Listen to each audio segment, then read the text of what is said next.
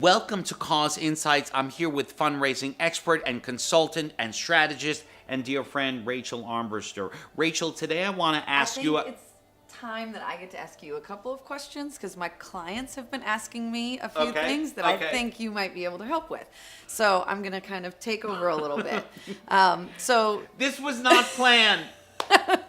I like to be in control, so I'm going for it.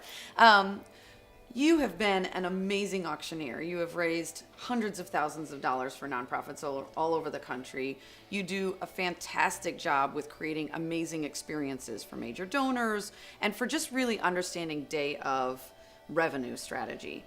I really want to understand kind of what would you say to nonprofits, or how do you get them to start to understand how to think about that whole experience versus just table settings and, VIP check-in areas, but it's so much more than that. It really is. And once you already have people committed to coming to your event, you can't overlook the day of revenue stream. And there's a lot of strategy that goes behind that, and a lot of questions you want to ask yourself. You and I have talked on numerous occasions. Why are you actually planning an event to start off with?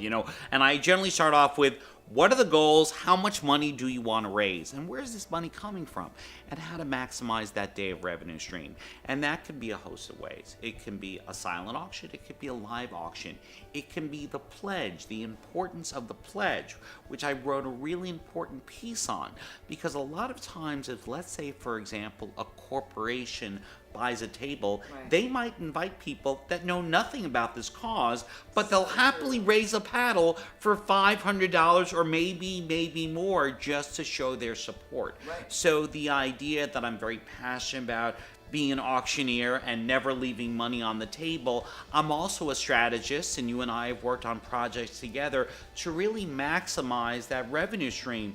You talked in one of our earlier segments about DIY. Well, an individual created a first annual event that was the largest fundraising event by a third-party individual in the history of Sloan Kettering Hospital.